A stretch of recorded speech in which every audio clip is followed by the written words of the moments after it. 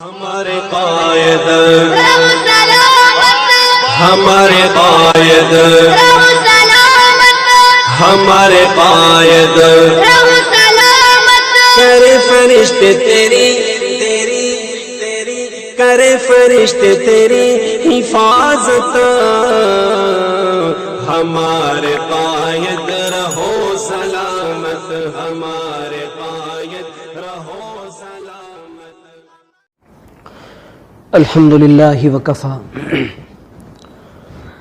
وسلام علی عبادہ الذین اصطفی اما بعد فاعوذ باللہ من الشیطان الرجیم بسم اللہ الرحمن الرحیم. قال اللہ سبحانہ وتعالی فی کتابہ الکریم والفرقان العظیم ففروا الی اللہ انی لکم نذیر مبین.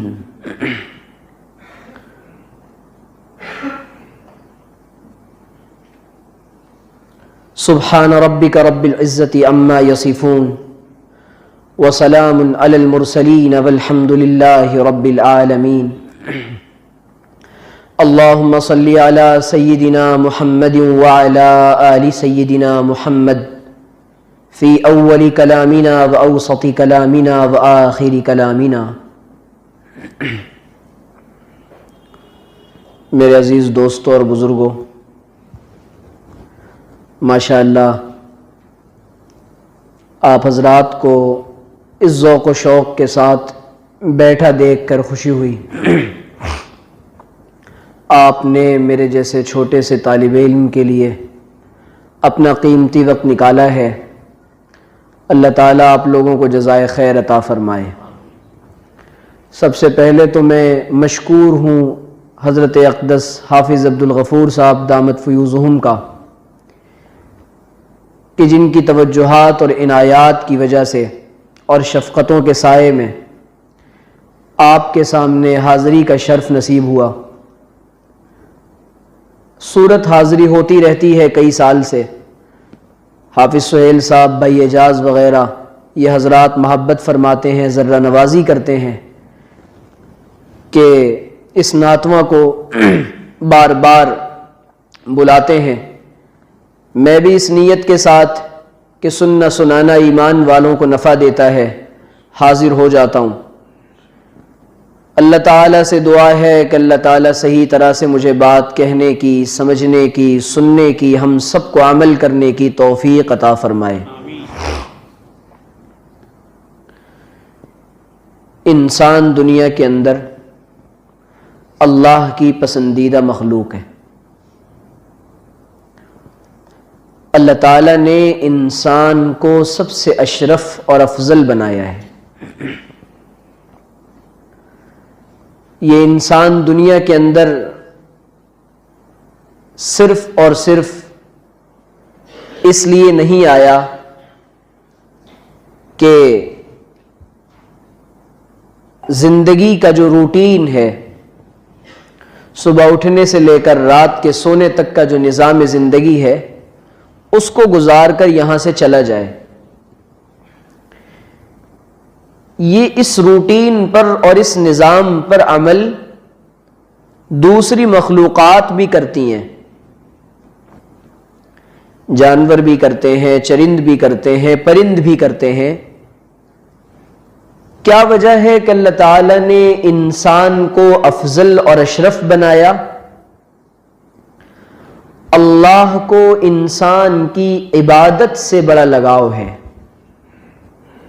اور انسان کی اطاعت سے بڑا لگاؤ ہے. اس کی فرما برداری اللہ کو بہت پسند ہے. کیوں؟ انسان کے ساتھ ساتھ اللہ تعالیٰ نے 3 چیزیں رکھی ہیں. ایک تو نفس، دوسرے شیطان اور تیسرے دنیا. انسان کوشش یہ کرتا ہے کہ گناہ نہ کرے اور پلٹ کر اور بھاگ کر اللہ تعالیٰ کی طرف جائے. یہ کوشش ہوتی ہے. لیکن پھر کسی وجہ سے وہ پیچھے آ جاتا ہے، چند قدم آگے بڑھتے ہیں کہ پھر پیچھے آ جاتا ہے۔ کیا وجہ ہوتی ہے کہ بار بار انسان گناہوں کے ماحول میں چلا جاتا ہے، بار بار انسان گناہ کر بیٹھتا ہے؟ یہ تین بنیادی وجوہات ہوتی ہیں انسان کی اللہ سے دوری کی۔ انسان جب پیدا ہوتا ہے تو اس کے ساتھ اس کا شیطان بھی پیدا ہوتا ہے، یہ بخاری کی اور صحیح کتابوں کی صحیح روایت ہے۔ جب انسان اپنے نفس پر محنت کرتا ہے اور اپنے نفس کو کنٹرول کرتا ہے، اللہ تعالیٰ نے جن کاموں کے کرنے کے لیے کہا ہے وہ کام کرتا ہے، اور جن سے بچنے کے لیے کہا ہے ان سے بچتا ہے، تو یہ شیطان کنٹرول ہوتا ہے۔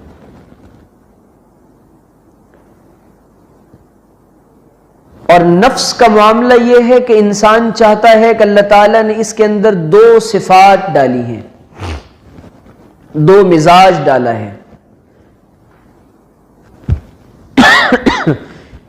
ایک نظام کو نظام تقوی کہتے ہیں، نیکی کا مزاج کہتے ہیں، اور دوسرے کو گناہوں کا۔ انسان دو خصلتوں کا اور دو صفات کا مجموعہ ہے۔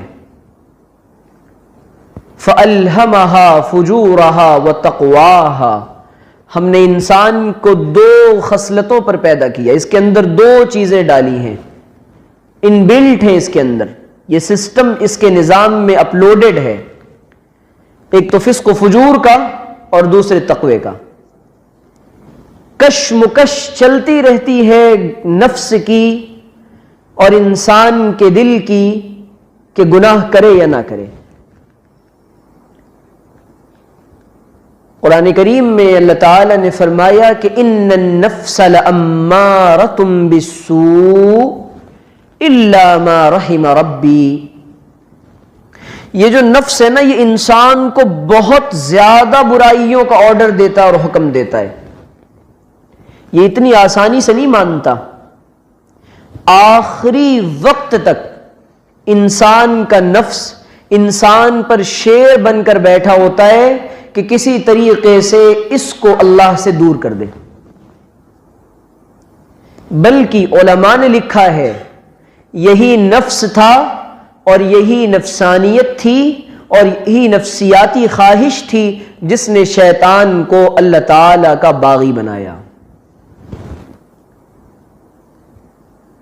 یہی وجہ ہے کہ اللہ تعالیٰ نے شیطان کو ان الشیطان لکم عدو مبین، واضح دشمن کہا ہے، اس کی دشمنیاں واضح ہیں۔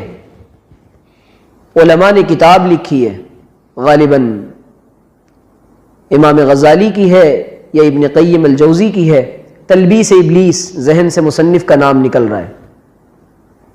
تلبیس ابلیس میں انہوں نے بتایا کہ کس کس طرح سے انسان کو شیطان دھوکے میں ڈالتا ہے۔ کبھی تو یہ انسان اللہ تعالیٰ سے غفلت کا شکار، کبھی کسی نورانی داؤ پیچ کی وجہ سے اللہ سے دور، کبھی عبادات کے دھوکے کی وجہ سے اللہ سے دور، کبھی علم کے دھوکے کی وجہ سے اللہ سے دور، کبھی مال کے دھوکے کی وجہ سے اللہ سے دور، اور انسانی اور ابلیس کی اور انسان کی کشمکش اور جنگ چلتی رہتی ہے۔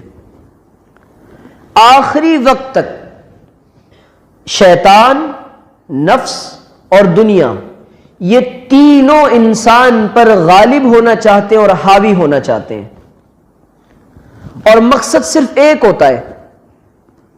شیطان نے اللہ تعالیٰ کو یہ چیلنج کیا تھا کہ میں انسانوں کو جنت میں جانے نہیں دوں گا، اور انسان جہنم میں جائے گا۔ کون سا انسان جنت میں جائے گا اور جہنم سے بچے گا؟ جہاں فقد فاز، اللہ تعالیٰ نے کامیاب انسانوں کا معیار بتایا ہے۔ جانتے ہو کامیاب کون ہے؟ ہم تو اس چکر میں پڑے ہوئے ہیں کہ اسٹیٹس کیا ہو، ہمارا لیول کیا ہو، ہماری پوسٹ کیا ہو، ہماری ڈگری کیا ہو، ہمارا سورس آف انکم کیا ہو، ذریعہ معاش کیا ہو، ہم تو ان چکروں میں پڑے ہوئے ہیں۔ اس سے معیار زندگی کو طے کیا جاتا ہے، بلند بنایا جاتا ہے۔ یہ پیمانہ ہے ہمارا اور آپ کا کامیابی کا۔ اللہ کہہ رہے ہیں نہیں، فَمَنْ زُحْزِحَ عَنِ النَّارِ وَأُدْخِلَ الْجَنَّةَ فَقَدْ فَازَ۔ ایک جملے میں اللہ تعالیٰ نے کامیابی کا معیار بتایا ہے۔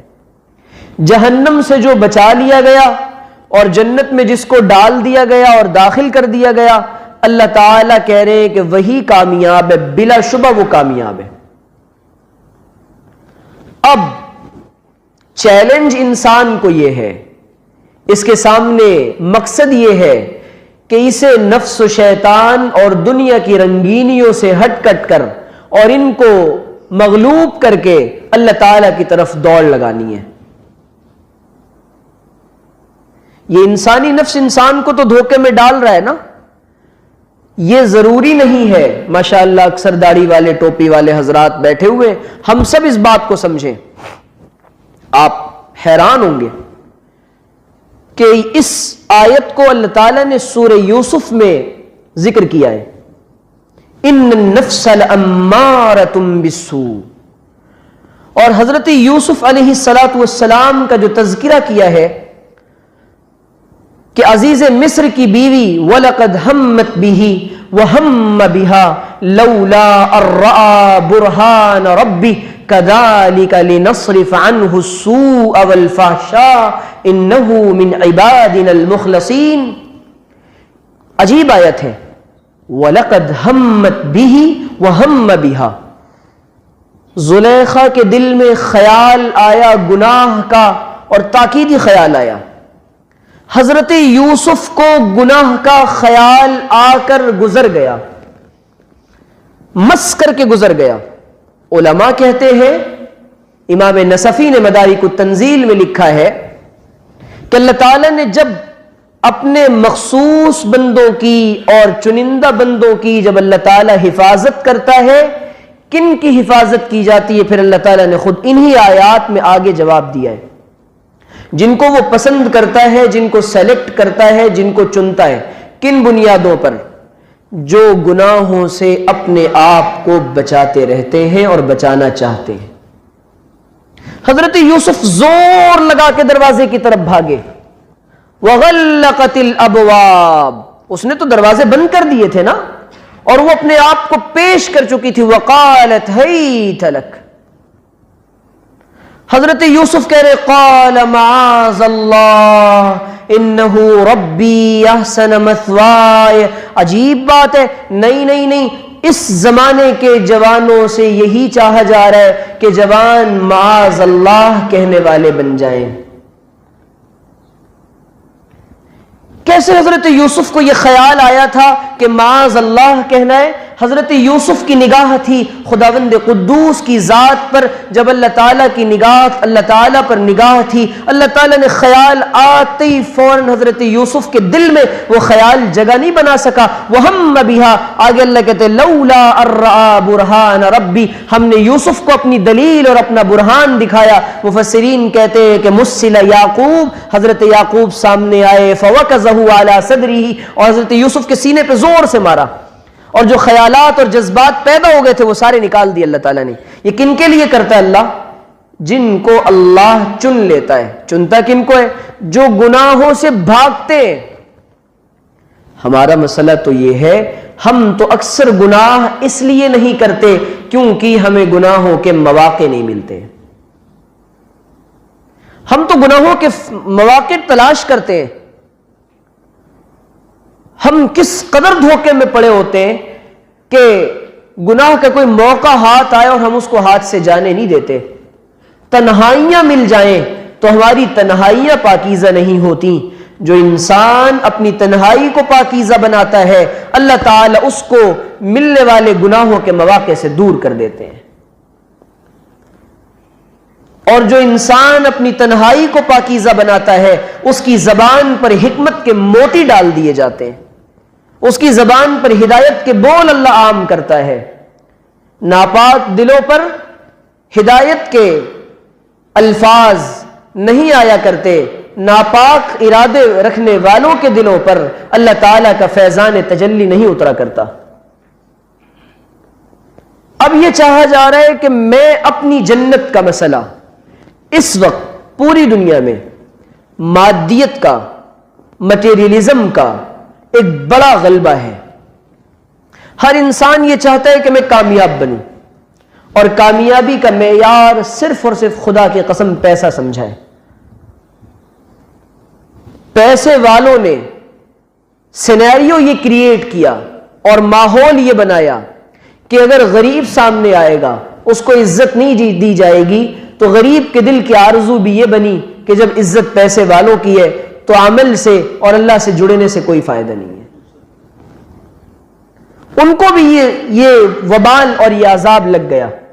اب جب مال کی محبت دل کے اندر آئی ہے تو سارا دن اور ساری رات صرف اور صرف ایک خیال ہے، یقول العبد مالی مالی مالی۔ اللہ کے رسول نے فرمایا انسان کہتا ہے میرا مال میرا مال میرا مال، کچھ نہیں ہے تیرا۔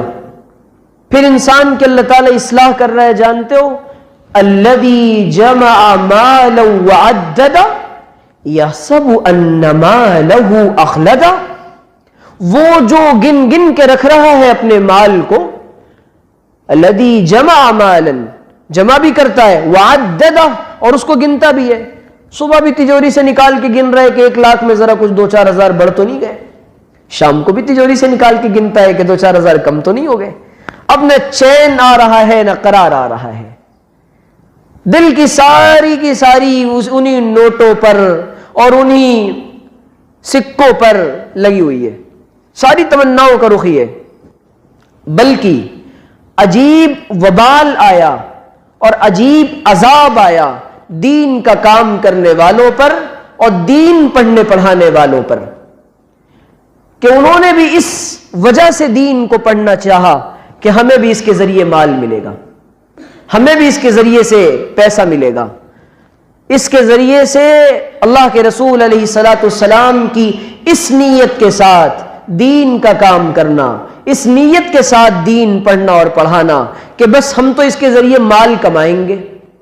اللہ کے دین کو پھیلانے کی نیت، اللہ کے دین کی اشاعت کی نیت، اللہ کے دین کو ان دنیا کے آخری انسان تک پہنچانے کی نیت، قیامت تک اللہ کا قرآن پہنچانے کی نیت، یہ نیت ہوگی، اللہ تعالیٰ فیض عام فرمائیں گے۔ آج جو غلبہ ہے پوری دنیا میں، یہ ہمارے یہاں برائی کہاں سے پیدا ہوئی آپ جانتے ہیں؟ یہ برائی اور یہ فریب ہم کو دیا ہے اہل مغرب نے۔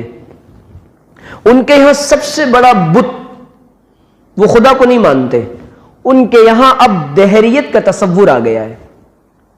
یہود بھی، جیوش قوم بھی، کرسچینز بھی، عیسائی بھی، اور سارے کے سارے، وہ بس ان کا سب سے بڑا رب ہے وہ پیسہ ہے، اور پوری دنیا کے معاشی نظام کو اہل مغرب نے اور یہود نے اپنے قبضے میں لیا، اور اس طریقے سے دنیا کے اندر پیسے کی اور مال کی دوڑ اور ہوڑ لگی کہ اب ہم بھی یہ کہہ رہے کہ اگر پیسے کے پیچھے نہ بھاگیں اور پیسہ نہ کمائیں تو جی معیار زندگی کیسے بلند ہوگا۔ ہر بنیادوں پر مال کا مسئلہ ضرور آتا ہے، اور جس جگہ مال کا فتنہ آتا ہے، اللہ کے رسول نے فرمایا ان لکل امت فتنہ وفتنۃ امتی المال، ہر امت کے لیے ایک فتنہ ہوتا ہے، میری امت کا فتنہ مال ہے۔ فتنہ جانتے ہیں کس کو کہتے ہیں؟ انما اموالکم واولادکم فتنہ۔ قرآن نے یہ جو لفظ استعمال کیا ہے نا، جو چیز انسان کو بالکل جکڑ لے اور آزمائش میں گھیر لے، اب وہ اس کشمکش میں آ جائے کہ یہاں کروڑوں کے حرام کے ڈالر نظر آ رہے ہیں اور یہاں حلال کی روٹی نظر آ رہی ہے، لیکن دل کہے گا کہ یہ ڈالر لے لے اور راتوں رات امیر بن جا۔ دل کی آرزو تو یہ ہے۔ اب معاملہ یہ ہے کہ انسان کو جانا ہے جنت کے راستے پر، ان بنیادوں سے جنت کا راستہ طے نہیں کیا جاتا۔ اسلام نے مال کمانے کی ترغیب دی ہے، مال حلال کمانے کی، مال کو جیب میں رکھنے کی ترغیب دی ہے، مال کی محبت سے منع کیا ہے۔ اسی کو تو کہتے ہیں کہ ترجیح کا مزاج کب آتا ہے، پرائرٹی کا مزاج کب آتا ہے، کہ انسان کے سامنے ایک طرف یہ پیشکش کی جا رہی ہے کہ آپ کو علماء کرام کے پاس لوگ آتے ہیں مسائل معلوم کرنے کے لیے۔ کون سا مسئلہ معلوم کرنا ہے جی؟ وہ بینک کے اندر سود کی رقم پڑی ہوئی ہے، تو مفتی صاحب ذرا یہ بتا دیں وہ میرے لیے حلال کیسے ہوگی؟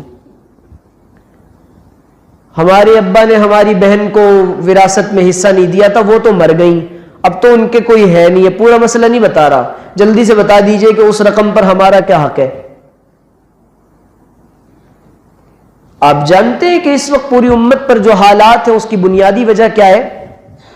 نبی کریم علیہ الصلوۃ والسلام نے فرمایا کہ قرب قیامت سے پہلے کوئی مکان اور کوئی فرد ایسا نہ ہوگا جسے سود کا دھواں بھی نہ لگ جائے، سب کو لگے گا۔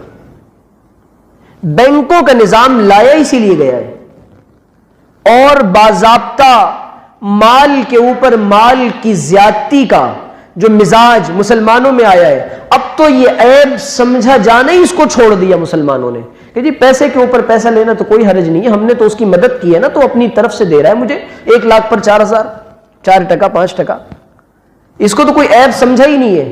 یہ سیدھا سیدھا اللہ سے اعلان جنگ کر رہا ہے، اور اعلان جنگ کرنے کے بعد کہتا ہے اللہ میری مدد کرتے۔ بخاری مسلم کی روایت ہے، نبی کریم علیہ الصلوۃ والسلام نے فرمایا ایک آدمی یطیل السفر اغبر اشعث، ایک ایسا آدمی جس کا سفر بھی طویل ہے، غبار آلود ہے، کپڑے بھی خاک آلود ہیں، اور وہ کہہ رہا یا رب، 3 دفعہ نبی نے فرمایا یا رب یا رب یا رب، اے میرے پروردگار، یعنی اللہ میری سن لے، اللہ میری سن لے۔ مسافر بھی ہے، پرا گندہ بھی ہے، تھکا ماندہ بھی ہے، طویل سفر بھی کر کے آیا ہے، بھوکا پیاسا بھی ہے، اس کے بعد کہہ رہا ہے یا اللہ میری سن لے، یا اللہ میری سن لے۔ نبی کریم علیہ الصلوۃ والسلام نے فرمایا کیف انا یستجاب لہا، اس کی دعا کیسے قبول کی جائے گی؟ مطعمہ حرام ومشربہ حرام وملبسہ حرام، انا یستجاب لہا، اس کا کھانا بھی حرام، اس کا پینا بھی حرام، اس کا پہننا بھی حرام۔ مال حرام کی نحوست جب اس امت کے دل سے نکلے گی تو اللہ تعالیٰ دعائیں قبول نہیں کرے گا۔ یہ امت حرام کو حرام سمجھے کہ یہ نبی کریم علیہ الصلوۃ والسلام نے فرمایا کہ جسم کا جو ٹکڑا مال حرام سے پلا ہو اور جس نے مال حرام سے پرورش پائی ہو، وہ ٹکڑا صرف اور صرف جہنم کا ایندھن بنے گا اور کچھ نہیں۔ حضرات صحابہ کو دیکھیں کہ فاقوں پر فاقے کر رہے ہیں، فاقوں پر فاقے، اور بھوکے پیاسے، لیکن اس کے باوجود نہ حرام کا کوئی تصور ہے، نہ کوئی خیال ہے کہ کہیں سے کوئی حرام لقمہ آ جائے۔ اور حالت یہ تھی کہ سیدنا، یہی وجہ ہے کہ نبی کریم علیہ الصلوۃ والسلام نے فرمایا الحلال بین والحرام بین وبینہما امور مشتبہات، حلال بھی واضح، حرام بھی واضح، ان کے درمیان چند امور اور معاملات ایسے جن کے معاملات مشتبہ ہیں، ان میں شک ہے۔ فمن وقع، جو آدمی اس میں پڑے گا، اللہ کے رسول صلی اللہ علیہ وسلم نے فرمایا ان لکل ملک حما وحم اللہ محارمہ، آپ نے فرمایا کہ ہر بادشاہ کی ایک چراگاہ ہوا کرتی ہے، اور اللہ کی چراگاہ یہ اس کی حرام کردہ چیزیں۔ جو شکوک میں پڑ جائے گا نا کہ کسی چیز میں شک ہے، یہی وجہ تھی کہ حضرات صحابہ کو اس کا بڑا اہتمام ہوتا تھا، اور ہمارے اس کا کوئی اہتمام نہیں، جہاں چاہا کھا لیا، جیسے چاہا کھا لیا، جو چاہا پہن لیا، جس کے یہاں چاہے جناب دعوتیں اڑا لیں، کوئی خیال نہیں ہے کہ رشتہ دار سود پہ پیسے لا رہا ہے، یہ کیسے لا رہا ہے، کوئی خیال نہیں ہے۔ اس کے بعد جناب جی عمرے بھی کر رہے ہیں، جناب وہ بیانوں میں بھی جا رہے ہیں، اور سارے دین کے کام کر رہے ہیں، اثرات کیوں نہیں ہو رہے؟ دل کیوں نہیں پسیج رہے؟ علماء کی باتیں اثر کیوں نہیں کر رہی؟ آپ حیران ہوں گے نبی کریم علیہ الصلوۃ والسلام نے فرمایا وجہ یہ ہے کہ مال حرام دلوں کے اندر اور جسم کے اندر پہنچ چکا ہے۔ حجاج ابن یوسف الثقفی کو معلوم ہو گیا کہ یہاں کے علماء اور اہل اللہ میرے لیے بد دعا کرنے والے ہیں، چنانچہ حجاج ابن یوسف الثقفی نے ان سب کی دعوت کر دی، مال مشتبہ کھلا دیا، اب دعائیں کر رہے ہیں، اب وہ خوش ہو رہا ہے۔ کیا بات ہے؟ اہل اللہ علماء، دیکھیں جب فتنہ آئے گا، اس کو کہتے ہیں فتنہ، کہ پتہ نہیں ہوگا کہ یہ فتنہ ہے اور انسان اس فتنے میں چلا جائے گا، اگر پتہ ہو تو انسان بچ جائے گا، لیکن اس شکل میں آئے گا، نورانی شکلوں میں آئے گا کہ انسان کو پتہ نہیں چلے گا۔ اور مومن کی اور تقوی کی سب سے پہلی علامت یہ ہے، مومن کو اور متقی کو مال حرام کبھی ہضم نہیں ہوگا۔ دلیل کیا ہے؟ دلیل سیدنا صدیق اکبر کی ذات ہے اور آپ کا یہ عمل ہے۔ صدیق اکبر نے لقمہ اٹھا کر کھا لیا، حضرت سیدنا صدیق اکبر نے لقمہ اٹھا کر کھا لیا، کسی نے بتایا کہ تو مشکوک ہے۔ حضرت صدیق اکبر نے منہ میں حلق میں ہاتھ ڈال کر قے کی ہے اور لقمہ نکالا ہے، اور فرماتے تھے کہ اگر یہ میری جان کے ساتھ بھی نکلتا تو صدیق اکبر اس کو بھی نکالتا۔ مجھے یہ نہیں پسند کہ میں جہنم کا ایندھن بنوں۔ قرآن ایسے شخص کے بارے میں کہہ رہا ہے اتقا، یہ ہے تقوی والا۔ ابو بکر ہے زیادہ تقوی والا۔ تقوی داڑھی کا، ٹوپی کا، نمازوں کا صرف نام نہیں ہے، ان چیزوں سے اپنے آپ کو بچانے کا نام ہے۔ امام راغب اصفہانی کہتے ہیں حفظ النفس اما یؤثم وبذلك ترک المحظور وتتم ذلك بترک بعض المباحات۔ انسان اپنے آپ کو مباح چیزوں سے بچا لے، یہ تقوی ہے، مباح کاموں سے اپنے آپ کو بچا لے۔ ہم تو کہہ رہے ہیں کہ جی جناب یہ گناہ کبیرہ ہے، اس سے کیا ہوتا ہے؟ جی جناب یہ تو گناہ صغیرہ ہے، اس سے کیا ہوتا ہے؟ روایات میں آتا ہے گناہ کرتے کرتے انسان کے دل کے اندر ایک سیاہ نقطہ لگ جاتا ہے، کرتے کرتے جب انسان اس گناہ کو اپنی عادت اور اپنا مزاج بنا لیتا ہے، وہ سیاہ نقطہ انسان کے دل کو کالا کر دیتا ہے، اور اس قدر وہ دل نہیں رہتا، وہ پتھر کا سل بن جاتا ہے، وہ بنجر بن جاتا ہے، اس پر پھر باتیں اثر نہیں کرتی۔ آج کیا بات ہے کہ قرآن کریم نمازوں میں پڑھا جاتا ہے اور ہماری آنکھوں سے آنسو جاری نہیں ہوتے۔ اللہ کا کلام پڑھا جا رہا ہے جس کے بارے میں یہ کہا جا رہا ہے کلم بہ الموتى، کہ جس کے ذریعے سے اللہ تعالیٰ مردوں کو بلوا دے، جس کے ذریعے سے پہاڑوں پر اتارے تو اس کے وزن سے اور اس کی تجلیات سے وہ ریزہ ریزہ ہو جائے، قلب انسانی پر اس کا کوئی اثر نہیں پڑ رہا۔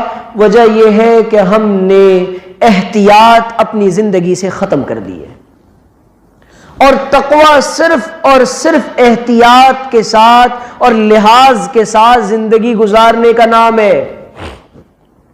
اور ہم نے تو عجیب باتیں سمجھ رکھا ہے نا کہ جی 4 وقت کی نماز پڑھیں گے تو جنت میں چلے جائیں گے۔ 4 وقت کی نماز، ایک نوجوان سے میں نے پوچھا، اکثر سے پوچھتا ہوں، ماشاءاللہ 4 وقت کی نماز تو پڑھتے ہوں گے آپ؟ ہاں الحمدللہ 4 وقت کی پڑھتا ہوں پورے۔ جی فجر آپ پر فرض نہیں ہے؟ ایسا کوئی نسخہ ہم کو بھی بتاؤ کہ ہم بھی نہ پڑھیں۔ آپ نہیں پڑھ رہے، کوئی وجہ ہوگی نا آپ کے پاس، 4 وقت کی پڑھ رہے ہیں آپ، نہیں وہ ذرا غفلت ہو جاتی ہے، چھوٹ جاتی ہے۔ زندگی میں کوئی ایک فرض چھوٹے گا، علماء نے لکھا ہے زندگی میں کوئی ایک فرض چھوٹے گا، کوئی ایک واجب چھوٹے گا، کوئی ایک کبیرہ گناہ زندگی کے اندر ہوگا، یہ جہنم میں جانے کا مسئلہ بن سکتا ہے اور جنت سے روکے جانے کے لیے کافی ہے۔ ہم تو حیران پریشان، صبح کو مال شام کو مال۔ حضرت اقدس تھانوی نور اللہ مرکزہ کو فکر ہو گئی، حضرت نے اپنی خانقاہ میں تھانہ بھون میں ایک حجرہ بنا رکھا ہے، اب بھی وہ حجرہ موجود ہے،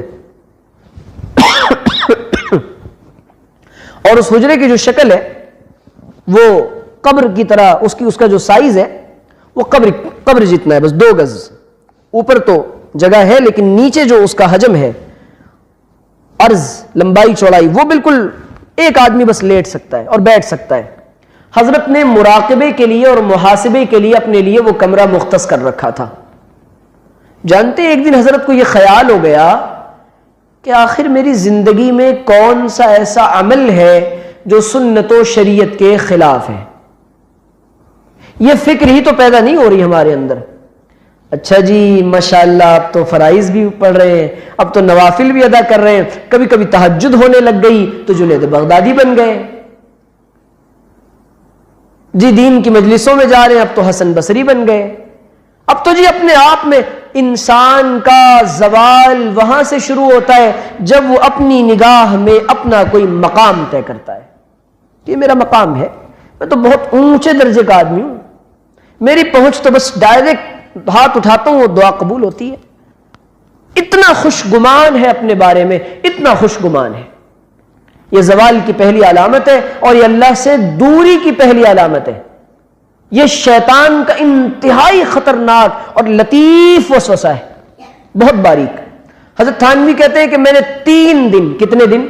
3 دن اپنی زندگی کے نکالے اور حجرے میں جا کر حضرت کہتے ہیں میں سوچتا رہا, غور کرتا رہا, لکھتا رہا, سمجھتا رہا کہ اللہ کوئی کام تو سنت و شریعت کے خلاف ہو رہا ہو تو میں اس کی اصلاح کر لوں.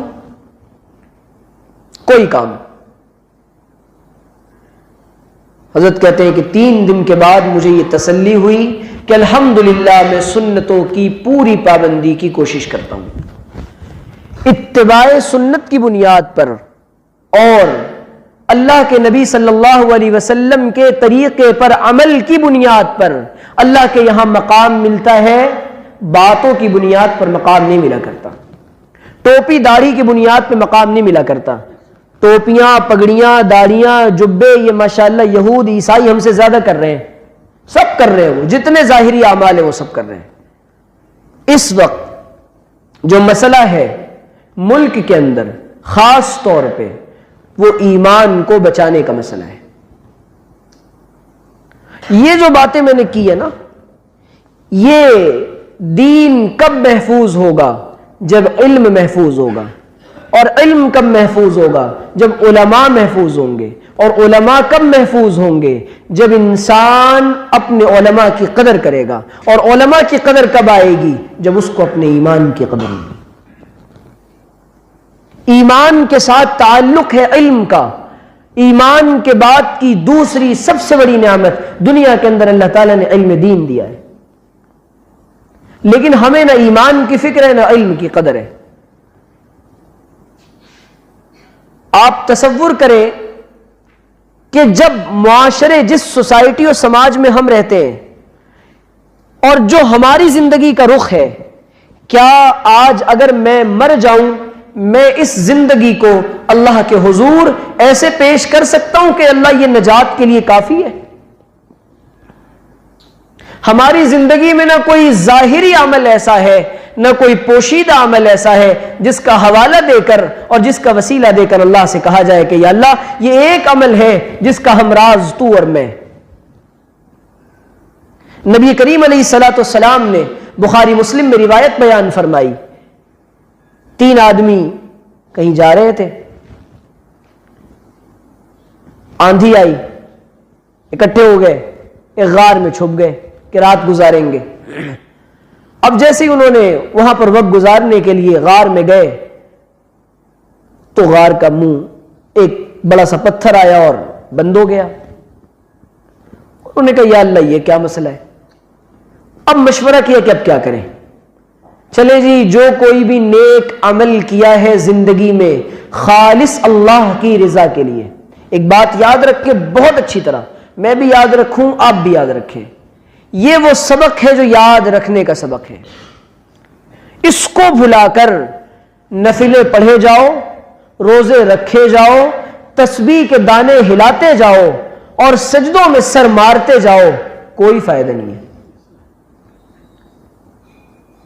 اللہ تعالیٰ کے یہاں عمل وہی قبول ہوگا جو خالص اللہ کی رضا کے لیے ہو, خالص اللہ کی رضا کے لیے. 1% بھی کسی اور کے لیے کیا ناقابل قبول, مردود ہے وہ. تو ان تینوں نے کہا چلے جی جو عمل ہم نے اللہ کے لیے کیا ہے اس کو ہم اس کے وسیلے سے دعا کرتے ہیں.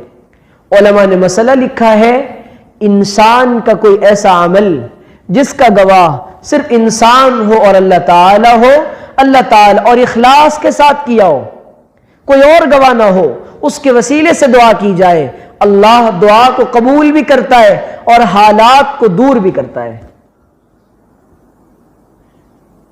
پہلے نے دعا کی کہ یا اللہ تو جانتا ہے میں غریب آدمی ہوں، میرے پاس چند بکریاں ہیں، میں اپنی بکریوں کو چراتے چراتے ایک دن دور نکل گیا، میرے بوڑھے ماں باپ ہیں، میں ان کے لیے روزانہ دودھ دوہتا تھا، دودھ دوہنے کے بعد سب سے پہلے میں ان کو پلاتا تھا، ایک دن میں دور نکل گیا، بکریاں دور نکل گئیں، اے اللہ میں لیٹ گھر پہنچا، تاخیر ہو گئی گھر پہنچنے میں، اماں ابا دونوں سو چکے تھے، میں ان کے سروں کے پاس کھڑا رہا، دودھ لے کر کھڑا رہا، میرے بچے، روایت کے الفاظ ہیں کہ چلاتے رہے، میرے پیروں کو پکڑتے رہے کہ ہم کو دے دو، لیکن میں نے سوچا کہ میں اپنے والدین سے پہلے اپنے بچوں کو نہیں پلاؤں گا۔ صبح ہوئی، وہ بیدار ہوئے، میں نے ان کو پیالہ پیش کیا، انہوں نے دودھ پیا۔ ان كنت فعلت ذلك ابتغاء وجهك فافرج عنا ما نحن فيه، اے اللہ اگر میں نے یہ تیری رضا کے لیے کیا ہے، تیری ذات کے لیے کیا ہے، اللہ ہمیں اس سے نجات عطا فرما دے جس میں ہم شامل و داخل ہیں۔ تھوڑا سا منہ کھل گیا غار کا،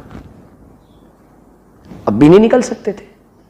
دوسرے نے کہا یا اللہ تو جانتا ہے میری ایک چچا زاد بہن تھی جس کو میں بہت پسند کرتا تھا، جیسے روایت کے الفاظ ہیں جیسے مرد اپنی بیویوں کو پسند کرتے ہیں اور اپنی عورتوں کو، اتنی محبت کرتا تھا، حباً شدیدہ۔ مجھے خیال آیا کہ میں اس کے ساتھ بدفعلی کروں، بہت دن سے چاہتا تھا۔ ایک دن وہ پریشانی کے عالم میں میرے پاس آئی، اس نے مجھ سے کچھ درہم و دینار کا مطالبہ کیا، میں نے اس کو دیے، لیکن اس شرط کے ساتھ کہ وہ میرے ساتھ بدکاری کرے، وہ میرے ساتھ بدکاری کرے۔ میں اس کے اوپر قادر ہو گیا، قریب تھا کہ میں گناہ کر گزرتا، اس کی زبان سے جملہ نکلا، لا تفض اتق اللہ اتق اللہ اتق اللہ ولا تفض هذا الخاتم الا بحقه، دیکھو اس مہر کو اس کے حق کے بغیر نہ توڑ، اللہ سے ڈر، اللہ سے ڈر۔ اس کی یہ بات میرے دل پر بجلی بن کر گری اور میں نے اس کو اللہ کے لیے چھوڑ دیا، اور درہم و دینار بھی اس کو چھوڑ دیے۔ یا اللہ ان كنت فعلت ذلك ابتغاء وجهك فافرج عنا ما نحن فيه، اللہ اگر ہم نے تیرے لیے کیا ہے، تیری رضا کے لیے کیا ہے، ہمیں اس سے نجات عطا فرما دے۔ غار کا منہ اور کھل گیا۔ تیسرے نے کہا کہ یا اللہ میں اجرت پر مزدوروں کو رکھا کرتا تھا، ان کی اجرت دیا کرتا تھا، ایک دن ایک مزدور اپنی اجرت لیے بغیر چلا گیا، میں نے سوچا کہ اب وہ بھول گیا، میں نے اس کی اجرت کو کاروبار میں لگا دیا۔ اب کاروبار میں لگایا تو خوب برکت ہوئی، جب کاروبار میں لگایا اور خوب برکت ہوئی تو ایک دن بھولے بھٹکے وہ آدمی میرے پاس آئے گا، بھائی میری اجرت واپس کر، ادی الی اجری ادی الی اجری۔ اس نے کہا صاحب تیرا ہے، کہہ رہا اتستہزئ بی اتستہزئ بی، میرے ساتھ مذاق کر رہا ہے؟ الا استہزئ بک، نہیں نہیں میں تیرے ساتھ مذاق نہیں کر رہا ہوں، یہ سب تیرا ہے، یہ بقر، یہ غنم، یہ غلام، یہ سب تیرا ہے۔ اچھا ٹھیک ہے، روایت کے الفاظ وہ سارا ہاک لے گیا، کہتا یا اللہ ان كنت فعلت ذلك ابتغاء وجهك فافرج عنا ما نحن فيه، اے اللہ اگر میں نے تیری رضا کے لیے کیا ہے۔ کیوں؟ ماں باپ کی خدمت یہ ایسا عمل تھا کہ اس پر اولاد کو فوقیت نہیں دی، اللہ کو پسند آ گیا، اللہ کے اور بندے کے درمیان کا معاملہ تھا۔ کیوں؟ گناہ پر قدرت کے باوجود گناہ کو چھوڑ دیا، یہ ایسا معاملہ تھا کہ نفس و شیطان نے زور لگا رکھا تھا اور میں نے نفس و شیطان کو دور جھٹک کر یا اللہ صرف تیری رضا کے لیے اس گناہ سے بچ گیا اور تو نے مجھے بچا لیا۔ اور یا اللہ مال آنے کے بعد کون کس کو دیتا ہے، میں نے اس کو دے دیا سارا کا سارا، اے پروردگار اگر ہم نے یہ عمل تیری رضا کے لیے کیا تو ہمیں بخش دے۔ ان کے پاس عمل تھا، انہوں نے عمل کے وسیلے سے دعا کی، اللہ تعالیٰ نے مدد فرمائی۔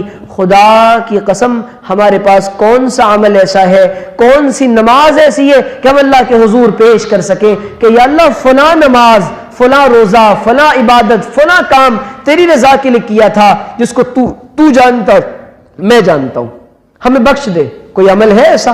میرے پاس تو نہیں ہے۔ کوئی عمل انسان کا زندگی میں ایسا ہونا چاہیے، ایک بات تو اللہ تعالیٰ نجات عطا فرمائیں گے۔ ابھی تو چلنے دینا. ہاں تو اللہ تعالیٰ نجات عطا فرمائیں گے.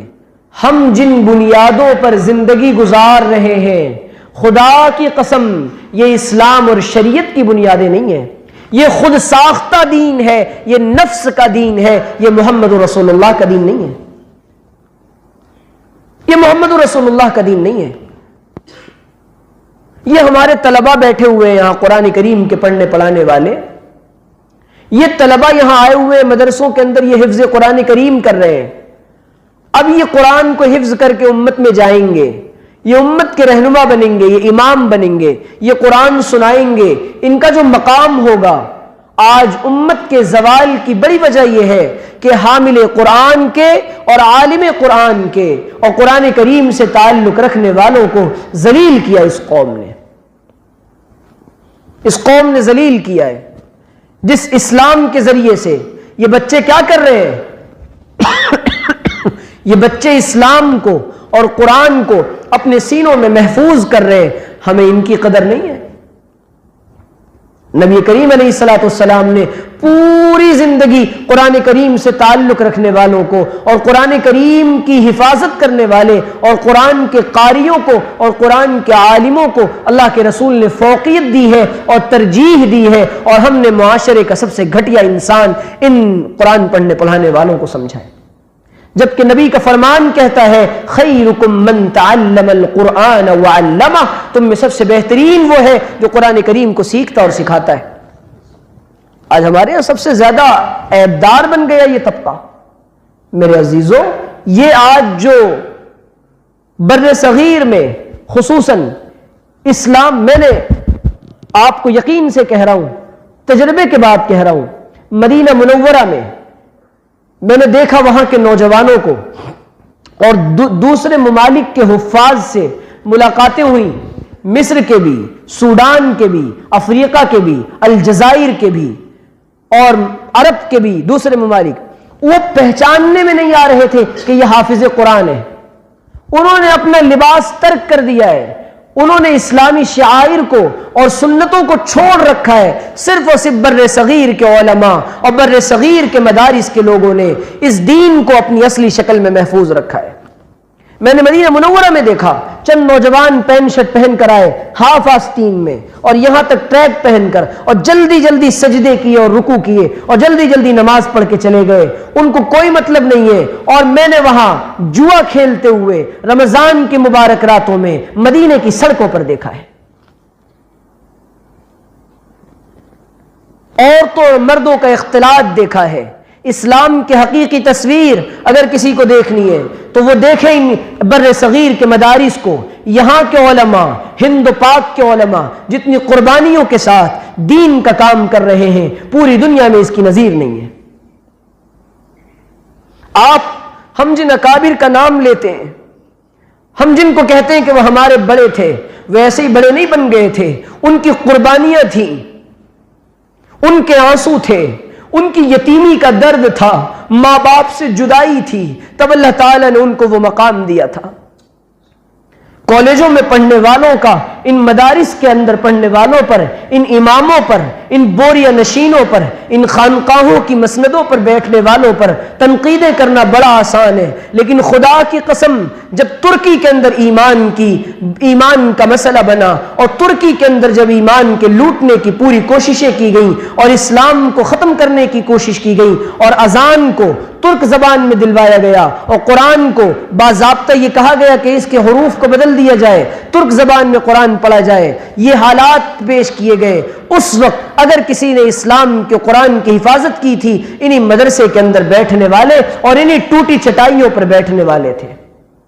اور یہ نسبت معمولی نسبت نہیں ہے, سیدنا ابو ہریرہ کی نسبت ہے. ابو ہریرہ کہتے ہیں کہ میں نبی کی خدمت میں 4-5 سال رہا ہوں, ان 5 سالوں میں صفہ کے چبوترے پر پڑا ہوں, میرے اوپر لوگ گردنوں پر پیر رکھ کر جا رہے ہیں, مجھے اس قدر بھوک ہوتی تھی اور فاقہ ہوتا تھا, لوگ سمجھ رہے کہ یہ مرگی کی وجہ سے تڑپ رہا ہے, وہ مرگی نہیں تھی, وہ مرض نہ تھا, ابو ہریرہ کو بھوک ہوتی تھی,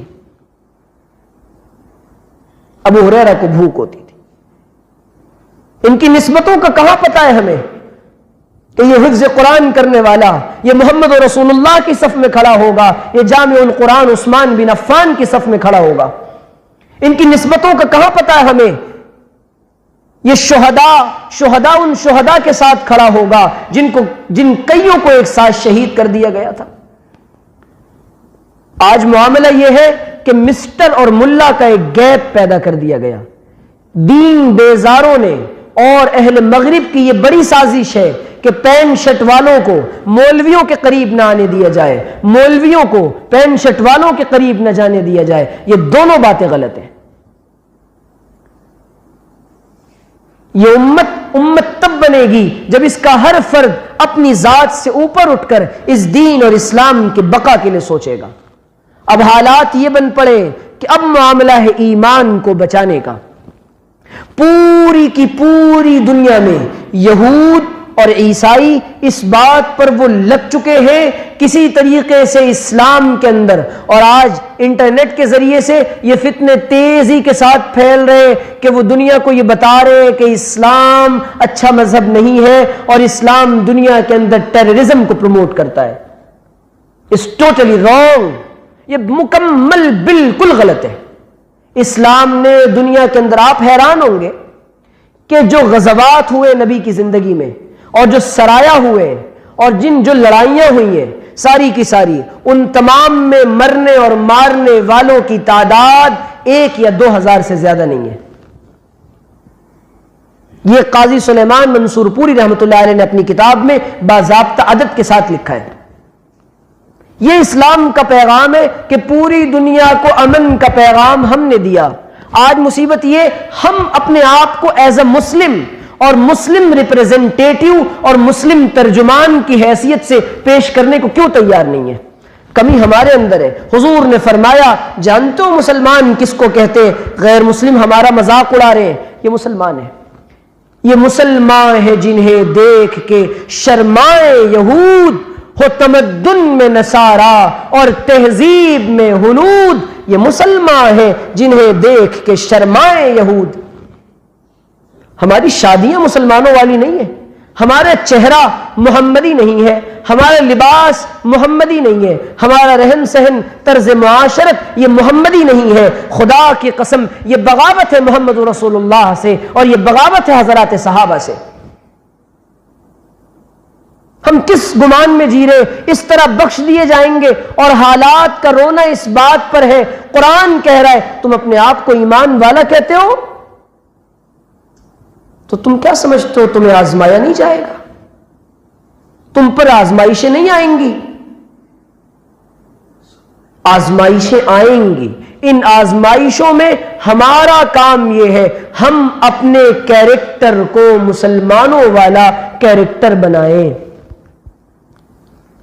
ایک مسلمان کیسا ہوتا ہے، اس کے شب و روز کیسے ہوتے ہیں؟ نبی نے فرما دیا المسلم من سلم المسلمون من لسانه و یدی، کہ زبان سے بھی محفوظ ہو جائے دوسرا مسلمان اور ہاتھوں سے بھی محفوظ ہو جائے. ہم تو اپنے بھائیوں سے ملاقات کرتے ہیں منہ چڑھا کے ملاقات کرتے ہیں. قرآن کہہ رہے وَلَا تُصَعِّرْ خَدَّكَ لِلنَّاسِ، لوگوں سے گال کو ٹیڑے کر کے اور منہ چڑھا کے بات نہ کیا کر، بلکہ جب کسی سے بات کرنے کا موقع ہے وَقُولُوا لِلنَّاسِ حُسْنًا، تو اچھی طرح بات کیا کر. بات کرنے کا موقع ہے وَقُولُوا قَوْلًا سَدِيدًا، سچی سیدھی بات کیا کر. لیکن ہمارے یہاں مصیبت یہ ہے کہ ہماری زندگی میں قول و فعل کی بہت توجہ سے اس جملے کو سنیے گا، بہت بڑی انسانی آبادی پوری دنیا پر تجربے کی نگاہ ڈالنے کے بعد اپنے اکابر کی جوتیوں کی برکت سے یہ بات کہہ رہا ہوں، پوری دنیا کی بہت بڑی آبادی جن میں بڑی تعداد خواتین کی ہے، وہ اسلام کی دہلیز پر آ کر بالکل یہاں رکی ہیں. وہ یہاں رکی ہیں. وہ صرف ان کی ڈیمانڈ یہ ہے کہ مسلمان بن جائے تو ہم بھی مسلمان بن جائیں. اور یہ اگر محمد رسول اللہ کو اپنا لے تو ہم بھی اپنا لیں گے. کیوں وجہ اس کی کیا یہ آپ سنیں، بہت توجہ کے ساتھ سنیے گا. وجہ اس کی یہ ہے اگر اس نے محمد الرسول اللہ کو نہیں اپنایا، خدا کی قسم یہ ہم کو نہیں اپنائیں گے، یہ ہم کو بھی چھوڑ دیں گے۔ ان کے اندر وہ صلاحیت پیدا نہیں ہوگی کہ یہ محمد عربی کی طرح روم سے آنے والے صہیب کو گلے لگائیں، حبشہ سے آنے والے بلال کو گلے لگائیں، اور یہ فارس سے آنے والے سلمان کو گلے لگا کر سلمان من اہل البیت کہے اور سب کو اپنا کہے۔ آج امت نے اپنوں کو پرایا کر دیا، ہم پرایوں کو اپنا کیسے بنائیں گے؟ یہ قوم کی زوال کی یہ وجہ ہے۔ ہم سوچ رہے ہیں ایجوکیشن کی کمی یہ زوال کی وجہ ہے، یہ زوال کی ایک وجہ ہے، لیکن ہمارا اخلاقی زوال اور اخلاقی دیوالیہ پن اور بد زبانی اور بد کلامی اور فحش گوئی اور یہ حالات، اس نے ہمیں دنیا کے انسانوں کو اسلام کی دہلیز پر روک رکھا ہے۔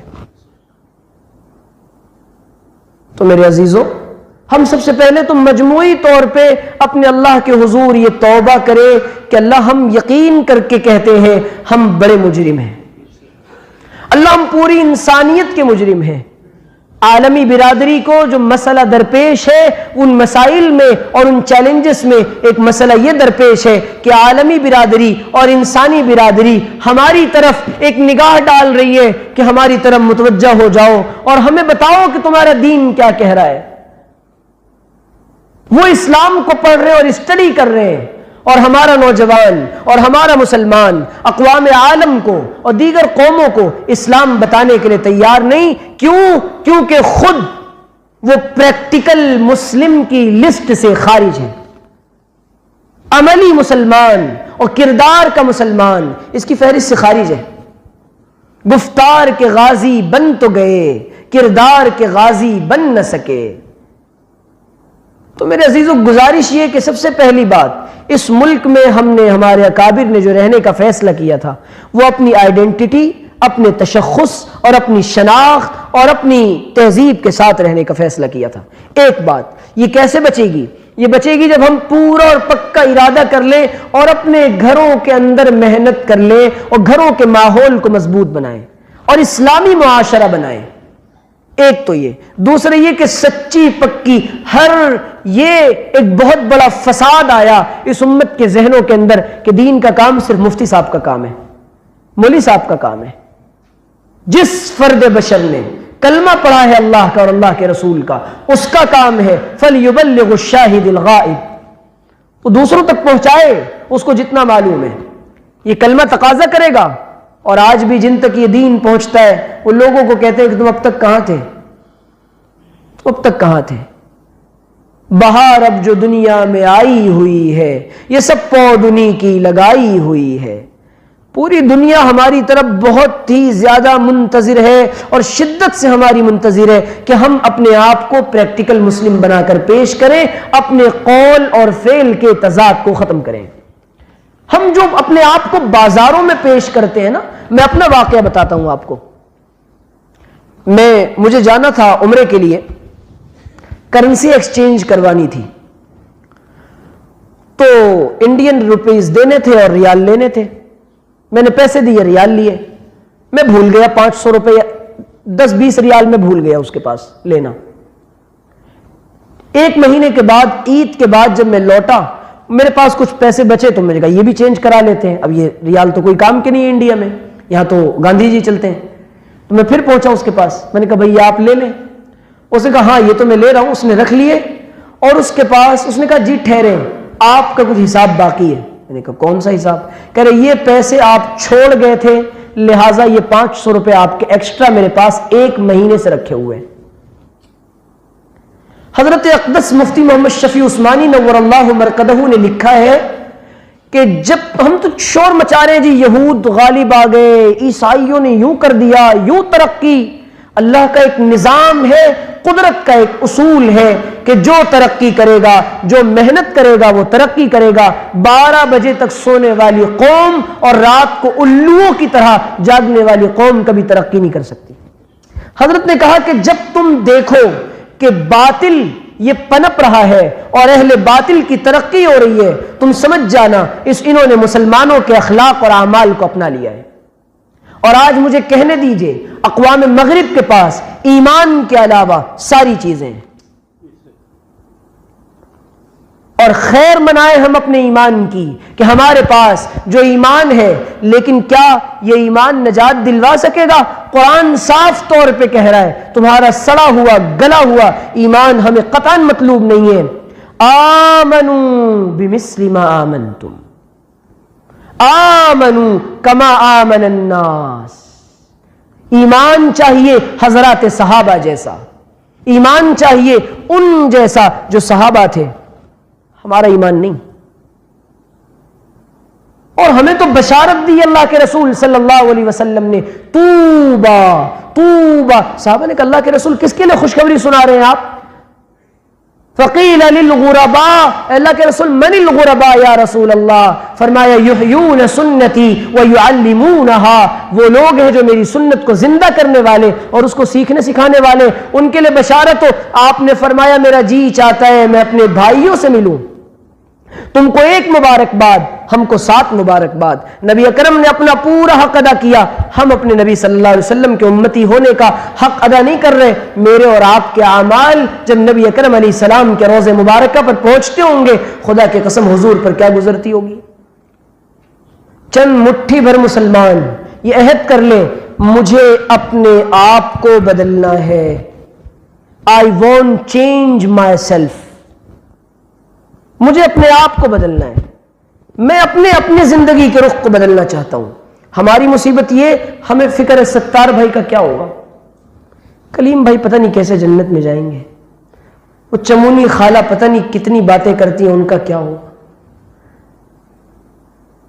اپنے دامن کے چاک تو پہلے رفو کر لے، تجھے کیوں فکر ہے اے بلبلے صد چاک بلبل کی، تجھے کیوں فکر ہے اے گلگلے صد چاک بلبل کی، تو پہلے اپنے دامن کے چاک تو رفو کر لے۔ اپنا دامن پھٹا ہوا ہے، اس کی فکر نہیں ہے جی دوسروں کی جنت کا کیا ہوگا، اللہ تعالی ہم سے نہیں پوچھے گا۔ اس لیے ہر آدمی یہ زمانہ اپنی اصلاح اور اپنی انفرادی اصلاح کا زمانہ ہے، انفرادی اصلاح کا زمانہ ہے، ہر آدمی اپنی فکر کرے۔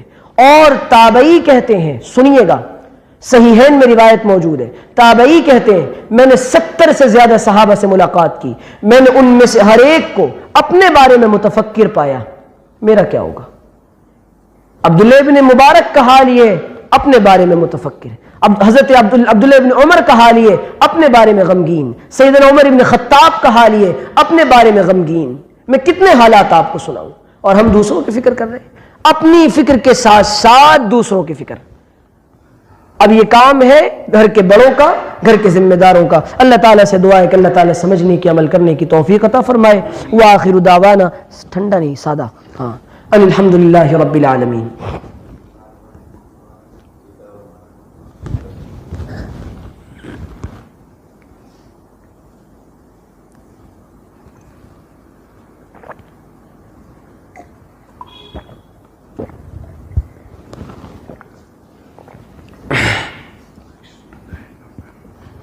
اللہ کے رسول صلی اللہ علیہ وسلم نے فرمایا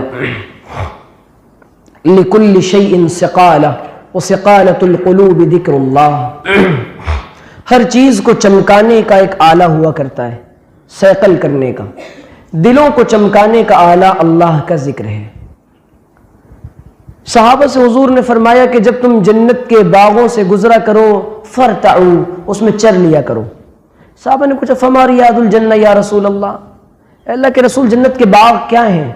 آپ نے فرمایا حلق الذکر، حلق الذکر، ذکر کے حلقے، یا مجالس الذکر، او کما قال علیہ الصلاۃ والسلام۔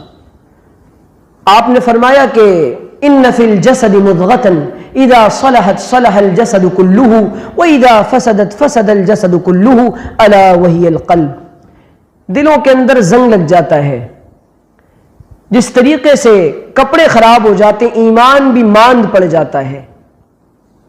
اور آپ نے فرمایا کہ جب انسان بگڑتا ہے، دل بگڑتا ہے تو انسان بگڑتا ہے، دل بگڑتا ہے تو انسان بگڑتا ہے۔ کیسے؟ دل بگڑے گا تو نگاہیں خراب ہوں گی، کان خراب ہوں گے، تو دل کو بنانے کے لیے کیا کیا جائے جی؟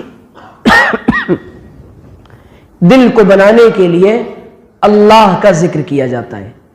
اب جیسے انسان دنیا کے اندر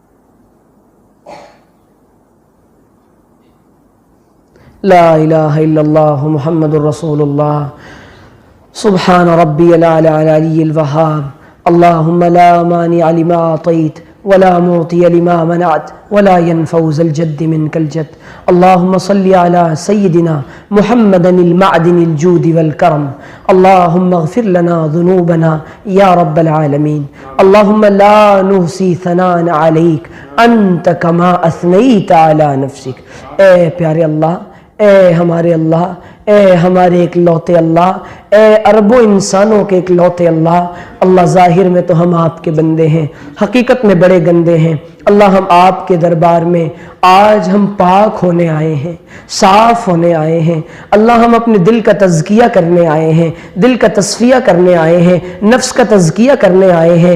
اے کریم اللہ، اے کائنات کے بادشاہ، اے دنیا اور آسمان کے بنانے والے، اے زمین و آسمان کے چلانے والے، اے ہم کو بنانے والے، اے ہمارے ماں باپ کو بنانے والے، اے ہماری نسلوں کو بنانے والے، اے ہم کو پیدا کرنے والے، ایک گندے پانی کے قطرے سے ہم کو خوبصورت بنا کر دکھانے والے اللہ، اے کریم اللہ، اے اللہ آپ بہت پیارے ہیں اللہ، آپ بہت کریم ہیں اللہ، آپ بہت رحیم ہیں اللہ، آپ بہت غفور ہیں اللہ، آپ بہت شکور ہیں اللہ، آپ بہت، اے اللہ بہت غفور ہے اللہ، آپ بہت معاف کرنے والے ہیں اے اللہ، آپ تو کمزوروں کے اللہ ہیں اللہ، آپ بادشاہوں کے بھی اللہ ہیں اللہ، آپ ہی ہیں بس۔ اے اللہ ہم آپ کے دربار میں آج آ گئے ہیں اے اللہ گناہوں سے، اے اللہ لت پت ہو کر، گناہوں کے دلدل میں ڈوب کر آج ہم آپ سے سچی توبہ کرنے آئے ہیں اللہ، ہم کو معاف کر دیجئے اللہ، ہم کو معاف کر دیجئے اللہ، ہم کو معاف کر دیجئے اللہ۔ ہمیں تو مانگنا بھی نہیں آتا، ہمیں تو منانا بھی نہیں آتا، چھوٹا سا بچہ امی امی کہہ کے منا لیتا ہے، ہم تو رب رب کہہ کے بھی نہیں منا پاتے اللہ اللہ کہہ کے بھی نہیں منا پاتے، ہماری زبانوں کی تاثیر ختم ہو گئی، گناہوں کی نحوست کا اثر یہ پڑا کہ اللہ ہمارے دل مردہ ہو گئے، یہ آنکھیں پسیجنا بند ہو گئی، یہ دلوں نے رونا بند کر دیا، اے رب کریم دل کی زمین بنجر ہو گئی، اے اللہ یہ دل نہ رہے، یہ پتھر کے سل بن گئے، رب کریم اس دل کو اپنی یاد کا گہوارہ بنا دیجئے اللہ، اس کو اپنی معرفت کا گہوارہ بنا دیجئے، اپنی محبت کا گہوارہ بنا دیجئے، اپنے انوارات و تجلیات کی آماج گاہ بنا دیجئے، اے رب کریم اپنے نیک و مقبول بندوں بندیوں میں شامل فرما لیجئے، اے اللہ اے اللہ اے کریم رب تیرے اربوں بندے ہیں اے اللہ، لیکن ہم تو ہمارا ایک لوتا اللہ ہے اے اللہ، آج نہ جھڑکیے گا، آج نہ بھگائیے گا اللہ۔ ذی الحجہ کے مہینے چل رہے ہیں اللہ، حجاج کرام بڑی تمنائیں لے کر تیرے گھر کی طرف جائیں گے، اے پروردگار عالم تجھے ان سفید چادروں میں لپٹے ہوئے تیرے عشاق کا واسطہ، اے اللہ تیرے ان نیک بندوں کا واسطہ جن کو تو نے قبول فرمایا، اے طواف کرنے والوں کا واسطہ، ملتزم سے چمٹنے والوں کا واسطہ، صفا مروہ کی سعی کرنے والوں کا واسطہ، اے رب کریم ہمیں معاف کر دیجئے اللہ، معاف کر دیجئے اے رب کریم اے اللہ۔ ابن قیم کہتے ہیں میں نے ایک ماں کو دیکھا، اس نے اپنے بچے کو مار کر ڈانٹ کر غصے سے گھر سے نکال دیا، بچہ گلی میں انتظار میں بیٹھا رہا، ماں دروازہ کھولے گی، اے اللہ ماں بھی تکتی رہی میرا بچہ دور نہ چلا جائے اللہ، آپ ہماری توبہ کے انتظار میں تھے اللہ، آج ہم سچی توبہ کرتے ہیں، پکی توبہ کرتے ہیں اللہ، ہم بالکل سچی توبہ کرتے ہیں، اپنی گناہوں بھری زندگی سے یو ٹرن لینا چاہتے ہیں اللہ، ہم پلٹنا چاہتے ہیں اللہ، ہم تیرے دربار میں آنا چاہتے ہیں اللہ، جھڑکیے گا نہیں اللہ، بھگائیے گا نہیں اللہ، رسوا نہ کریے گا اللہ، ہمیں دھتکاریے گا نہیں اللہ۔ آپ نے تو کہا ہے وَأَمَّا السَّائِلَ فَلَا تَنْهَرْ، دیکھو مانگنے والے کو نہ جھڑکو اللہ، ہم بہت بڑے منگتے ہیں، اتنے بڑے منگتے کہ ہمیں مانگنے کا سلیقہ کوئی نہیں اللہ، ہم پروفیشنل بھکاری نہیں بن سکے اللہ، ایک مانگنے والا 10 سال جب مانگتا ہے اسے تو جھوٹ جھوٹ کا مانگنے آ جاتا ہے، منہ بنا کر مانگ لیتا ہے۔ اللہ ہمیں تو منہ بنا کر مانگنا نہ آیا، ہم تیرے در سے نہ لے سکے، اے کریم اللہ معاف کر دیجئے، آج معاف کر ہی دیجئے۔ اللہ جی آج کہہ دیجئے نا میرے بندو میں نے تم کو معاف کر دیا، اللہ آج کہہ دیجئے نا میرے بندو میں نے تم کو معاف کر دیا، اے اللہ کہہ دیجئے نا اللہ رات آتی ہے، آپ کی صدا لگتی ہے، حل من مستغفر فاغفر لہ، اے ہے کوئی مغفرت طلب کرنے والا جس کو میں معاف کروں۔ اللہ دیکھیے نا ہماری سب سے بڑی ضرورت ہماری مغفرت ہے، اللہ معاف کر ہی دیجئے۔ اللہ ایک دیہاتی دعا مانگ رہا تھا، دیہاتی کہنے لگا اللہ آج اگر آپ نے معاف نہ کرنے کا ارادہ کر لیا تب بھی کر دیجئے، اللہ تب بھی کر دیجئے۔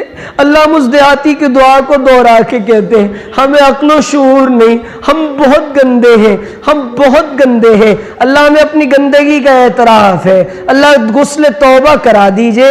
اللہ اس سے پہلے کہ لوگ کہے جی چلو جنازہ اٹھاؤ، چلو میت کو لے کر جاؤ، چلو کفن دو، چلو بیر کے پتے لاؤ، چلو گرم پانی سے غسل کراؤ، اجی کفن تیار ہوا یا نہیں، اللہ ہمیں اپنا پیارا بنا لیجئے، اللہ ہمیں اپنا پیارا بنا لیجئے، ایسا بنا لیجئے کہ ہم صرف آپ کے بن جائیں، اللہ ہمیں دنیا والوں سے واسطہ نہ ہو، جو ہم کو دیکھے اسے آپ سے محبت ہو جائے۔ اے اللہ ہماری زبانوں پر ہدایت کے بول جاری فرما دیجئے۔ اے رب کریم امت مسلمہ کے حالات پر رحم کر دیجئے، مصر کی ماؤں پر رحم کر دیجئے، فلسطین کی بیٹیوں پر رحم کر دیجئے، کشمیر کی بچیوں کی لٹتی عزتیں بتا رہی ہیں کہ اللہ ہم نے بڑا ظلم کیا ہے، اللہ ہم ظالم ہیں، اللہ پوری انسانیت کی طرف سے ہم آپ سے معافی مانگتے ہیں، اللہ بے قصور انسانیت، نہتی انسانیت، بے گور و کفن پڑی لاشیں، اے اللہ یہ ہم سے کہہ رہی ہیں، اے امت مسلمہ کے غیور جوانوں، اے اللہ ہم آپ کے حضور ان کے لیے ہاتھ اٹھا کے کہہ رہے متا نصر اللہ، اللہ آپ کی مدد کب آئے گی، اللہ آپ کی مدد کب آئے گی، اللہ کہہ دیجئے نا کہ الا ان نصر اللہ قریب، میرے بندو میری مدد قریب ہے۔ اللہ اب تو ہمیں ہمارے ملک کا غیر یہ تانا دے رہا ہے تمہارا خدا کہاں ہے، تمہارا اللہ کہاں ہے، اس کو بلا لاؤ، اللہ ہم تجھے بلانے آئے کہ اگر تو نے حق پرستوں کی دل جوئی نہیں، تانا دیں گے بت کہ مسلم کا خدا کوئی نہیں۔ اللہ اب تو اے رب کریم خار ہے، بدکار ہے، ڈوبے ہوئے ذلت میں ہے، کچھ بھی ہے لیکن تیرے محبوب کی امت میں ہے۔ اے رب کریم کشمیر کب تک قبرستان بنا رہے گا، اللہ آسام کی بیٹیوں کی عزتیں کب تک لٹیں گی، اے رب کریم فلسطین کی مائیں کب تک بیوہ ہوں گی۔ اے اللہ ملک شام میں ایک بچے کے باپ کو مار دیا گیا، 2 سال کا بچہ جا کر اپنے لڑکھڑاتے قدموں سے کہنے لگا انی اخبر اللہ، میں اپنے اللہ کو جا کے سب بتا دوں گا، میں اپنے اللہ کو سب بتا دوں گا۔ اے اللہ آپ دیکھ رہے ہیں نا یہ امت کھلے آسمان کے نیچے تپتی زمین پر، ہمارے پاس کوئی سہارا نہیں، اب تو ہم سے کمزور ہمیں تانے دے رہے ہیں، ہمیں آنکھیں دکھا رہے ہیں۔ اللہ یہ داڑھی جرم بن گئی، یہ لباس جرم بن گیا، اللہ تیرا نام لینا بھی جرم بن گیا۔ اے اللہ تیرے نبی نے بدر کے دن دعا فرمائی تھی، اللہ بدر کے دن اگر یہ مٹھی بھر صحابہ شہید ہو گئے تو تیرا نام لینے والا زمین پر کوئی نہیں ہوگا۔ اللہ ہم بھی کہتے ہیں یہ ہندوستان کا مسلمان اسی حالت میں ہے، اللہ اگر ان مسلمانوں کو کچھ ہو گیا، اللہ اے اللہ ہمارا کیا ہوگا، ہماری مسجدوں کا کیا ہوگا، تو ہی محافظ ہے، تو ہی والی ہے، تو ہی کارساز ہے، اے مولا لاج رکھ لیجئے۔ اللہ دیکھیے نا اتنے سارے حفاظ رو رہے، اللہ قرآن پڑھنے پڑھانے والے رو رہے، اللہ آپ کو ان کی آنسوؤں کا واسطہ، اے مولا حالات کو بہتر فرما دیجئے، حالات کو بہتر کر دیجئے۔ اللہ سفید بالوں والے بھی رو رہے، اللہ کالی داڑھی والے بھی رو رہے، اے اللہ پیار سے ایک بار نظر کرم ڈال دیجئے نا، ڈال ہی دیجئے نا، کہہ دیجئے نا کہ میرے بندو مطمئن ہو جاؤ، اب کوئی صلاح الدین بھیجوں گا، اب ابابیلوں کا لشکر بھیجوں گا، اب تمہیں طاقت و قوت دوں گا، ولا تہنوا ولا تحزنوا وانتم الاعلون ان کنتم مومنین۔ اے رب کریم، امت کی عظمت رفتہ کو واپس لے آئیے، عزت رفتہ کو واپس لے آئیے، ذبح حالی کو دور فرما دیجئے، ہمارے مدارس مکاتب خانقاہوں کی حفاظت فرما دیجئے رب کریم۔ اے اللہ قیامت کے دن کی رسوائی سے بچانا۔ اے اللہ، حضرت عارفی کہتے تھے اگر اللہ یہ کہہ دے چلو میں تم کو عذاب نہیں دیتا لیکن تمہارے گناہوں کی ویڈیو تمہارے مشائخ کو، تمہاری اساتذہ کو، تمہارے والدین کو دکھاؤں گا، ہر انسان کہے گا اللہ مجھے جہنم میں ڈال دے۔ اللہ ہمارے حالات کو درست کر دے، ہماری خلوت جلوت کو برابر کر دے، خلوت جلوت کو پاک کر دے۔ اللہ ہمیں مرنے سے پہلے اپنا پیارا بنا لے۔ اللہ جب دنیا سے جانے کا وقت آئے، اے اللہ نہ جانے کیسے کیسے غم کے مارے اور دکھیارے مجمع میں بیٹھے ہیں، آپ کے علاوہ کسی سے کہہ بھی نہیں سکتے، بتا بھی نہیں سکتے۔ اے رب کریم، امت کے حالات پر رحم فرما دیجئے، سب کی جائز تمناؤں کو پورا کر دیجئے، غمگین دلوں کا مداوع کر دیجئے۔ اے رب کریم، ہمیں تو مانگنا نہیں آتا، ہمیں تو مانگنا نہیں آتا، ہمیں تو مانگنا نہیں آتا۔ چھوٹا سا بچہ توتلی زبان میں امی امی کہتا ہے، ماں دوڑ کر آتی ہے۔ اللہ تو بھی اپنی رحمت کو جوش میں لے آ، کہہ دے میرے بندو میں نے سن لیا ہے، میں نے سن لیا ہے، میں نے سن لیا ہے۔ اللہ کہہ دیجئے نا، اللہ بول دیجئے نا۔ اے اللہ تیرے فرشتے بھی آمین کہہ رہے ہیں، اے اللہ ان کو بھی رحم آ رہا ہے کہ یہ مخلوق اس پر کتنا ظلم ہو رہا ہے۔ اے رب کریم، کہاں جائیں، کس سے مانگے، اور دنیا میں تیرے سوا کون ہے؟ سب کا داتا ہے تو، سب کو دیتا ہے تو، اور دنیا میں حاجت روا کون ہے؟ اے اللہ، جے اللہ ہمارا سب سے بڑا مسئلہ ایمان کا مسئلہ ہے۔ ایسا نہ ہو کہ دنیا میں تو لوگوں کو سفید سفید پہن کر دھوکہ دے لیکن جہنم میں جا رہے ہو، لوگ کہے ما سلککم فی سقر، تمہیں کیا ہو گیا جہنم میں کیوں جا رہے ہو؟ اللہ ہم یہ کہہ دے کہ ہم جو کہتے تھے ہم وہ کرتے نہیں تھے۔ اللہ جہنم کی رسوائیوں سے بچانا۔ اے اللہ محمد عربی کے ہاتھوں جامع کوثر نصیب فرما۔ اے اللہ حضور کی شفاعت نصیب فرما۔ اے اللہ حج کا موسم ہے، ہم میں سے ہر ایک کو بار بار حج مقبول و مبرور کی اور حرمین شریفین مدینہ منورہ حاضری کی سعادت نصیب فرما۔ اے رب کریم، ایک آخری التجا ہے، موسم بھی ٹھنڈا ہے، بارش کا موسم ہے، اے رب کریم حج کا مہینہ ہے، رات کی پہر ہے، حفاظ کا مجمع ہے، مسجد کی چار دیواری ہے، فرشتے بھی بیٹھے ہیں، تیری دوسری مخلوقات بھی ہیں۔ اے اللہ، ہم اپنے ٹوٹے ہاتھوں کو، پھٹے دامن کو اٹھا کر کہتے ہیں اللہ جی ایک بار ہم پر نگاہ کرم ڈال دیجئے، ایک بار کرم کی نگاہ سے دیکھ لیجئے، ہمیں اپنا ولی بنا لیجئے، اور اے اللہ جب دنیا سے جانے کا وقت آئے آپ ہم سے راضی ہو، ہم آپ سے راضی ہو، اور اے پروردگار عالم، اے رب کریم، مصطفیٰ کے شہر میں اے ذوالمنن ہو عطا 2 گز زمین اور 2 گز کفن، وصلی اللہ تعالی على خير خلقه وأصحابه وآل بيته أجمعين برحمتك يا أرحم الراحمين. سبحان ربك رب العزة عما يصفون وسلام على المرسلين. السلام عليكم ورحمة الله. یہ لوگوں کون مقتل سے سراپا خندزن آیا جو اس انداز سے باندھے ہوئے سر سے کفن آیا.